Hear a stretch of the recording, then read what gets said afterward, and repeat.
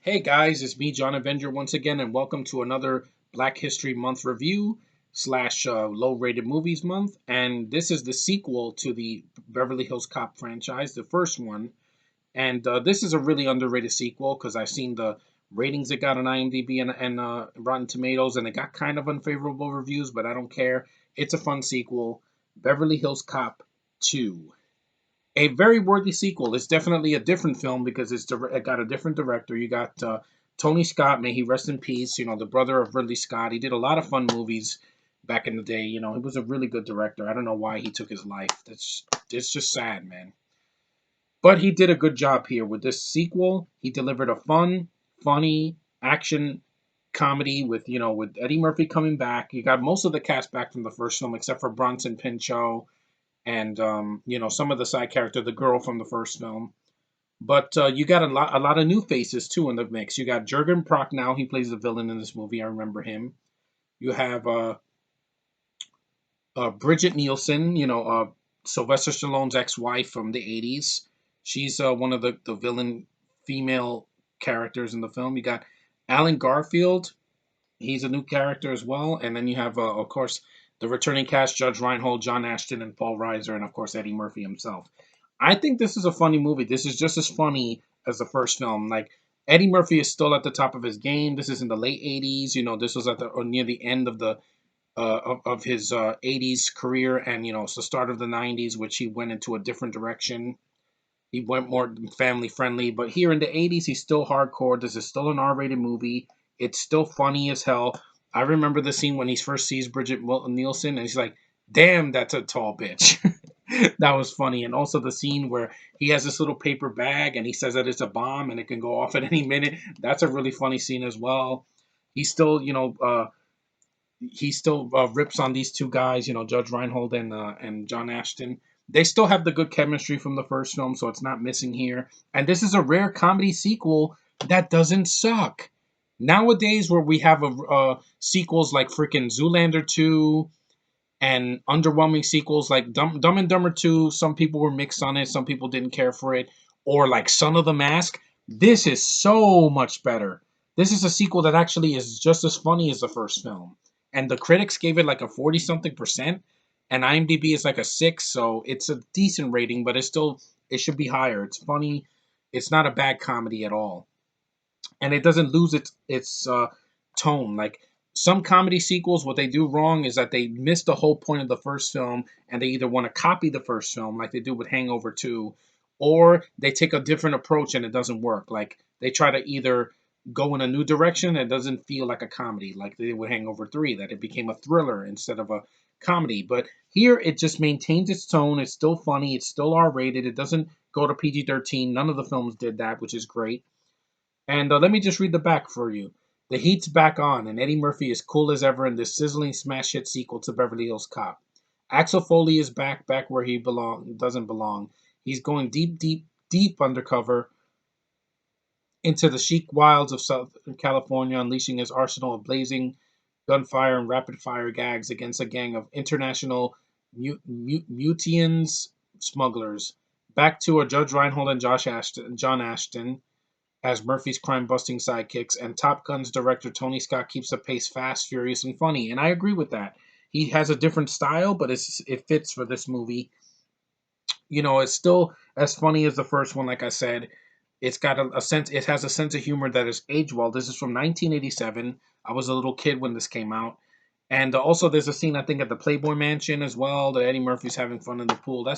It's a fun movie. I don't know why this film gets the hate it does. It's like Predator 2 all over again. A sequel that comes out years after the first one, and people just bitch about it. I'm like, this is a good action comedy sequel.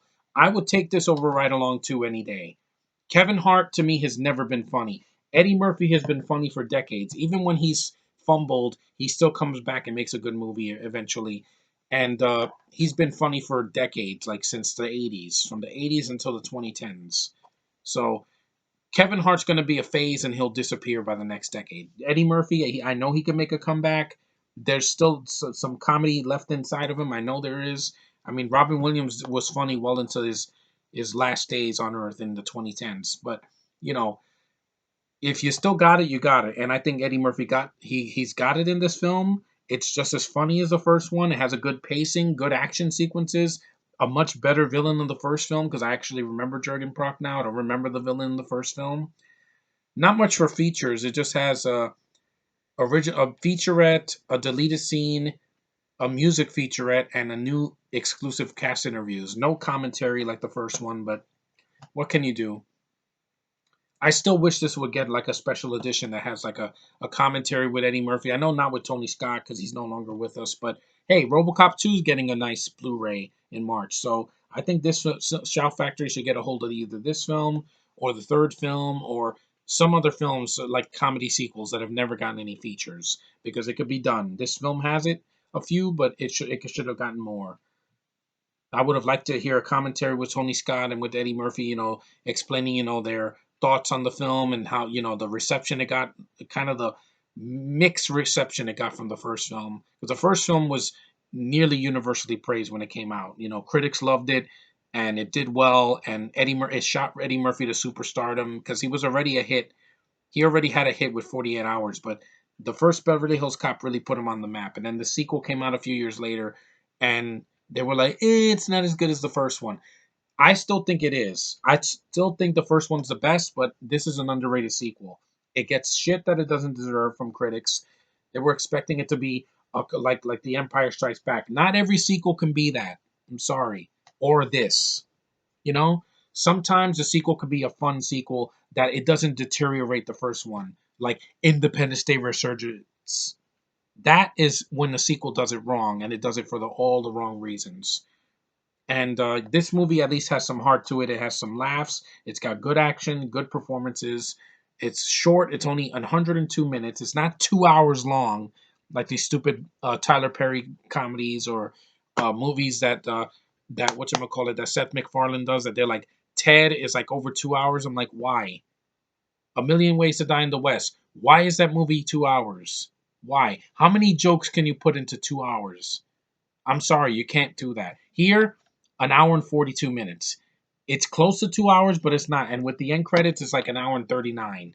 It's short, it's funny, it knows what it is, it sticks to its guns like in the first one, and it's funny. And it still holds up. And I don't think it's a bad sequel. Give me a break. This is not Zoolander 2. This is not freaking Ride Along 2. This is not a sequel that destroys the first one like Independence Day Regurgitated or Terminator Genesis. This is a good sequel. It's one of the rare comedy sequels that doesn't suck and it works. It's a movie that's still funny. It's this year it turns 30 and I will be watching this sometime. Especially since it's been a long time since I've watched it and the fact that this film gets a lower rating than some comedies that came out recently, and I'm like, I don't understand it. Fembusters got a higher rating than this on Rotten Tomatoes. How? That movie is not funny. I saw clips of it, and the jokes fall flat. The jokes here are still funny 30 years later. That is amazing when an 80s comedy from 1987 is funnier than a comedy that costs 100 and something $1 million that's not funny and got 70 something percent from critics that were high as a kite and they were like, nope, I don't want to get attacked by feminists, so I'm going to give it a good review. No, be honest. If a comedy's funny, it should get a high rating. If it's not, it should get a low rating. That's the way it should go for me. If I was on Rotten Tomatoes, if it's funny like this, it should get more than a 60%, not a 41 or whatever. If it's not funny, it should get like a 59 to 0%. Because there's a lot of movies that deserve that rating. This does not deserve a rotten. It's funny. It's good. Tony Scott knew what he was doing, and rest his soul, at least he made more good movies than Paul Feig. And I can say that honestly, and I don't even hate Paul Feig, but see, if you like the first one, see the second one. I am definitely sure that it's a good sequel compared to the sequels we got today. But anyway, that's Beverly Hills Cop 2. I got some passion for this because I don't think it's funny. I saw this movie years ago and I laughed my ass off. And it's a sequel. Usually sequels suck when they're comedies, especially. They usually are not funny. Like the jokes that work the first time usually don't work a second time. That's why this thing did something different, but it was still funny and R rated, and it worked, and it was a box office hit, which it deserved.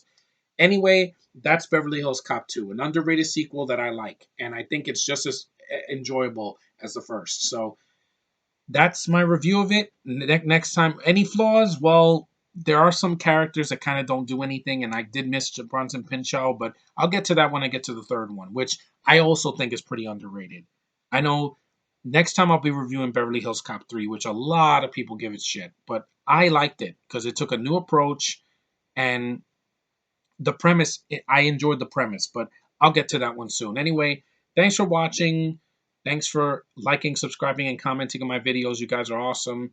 I acknowledge you guys because without you guys, my channel would just be me talking to dead air, but thankfully that's not the case. And I bought this hat so that you guys can enjoy this hat, this new hat for 2017. So more reviews to come. See you next time.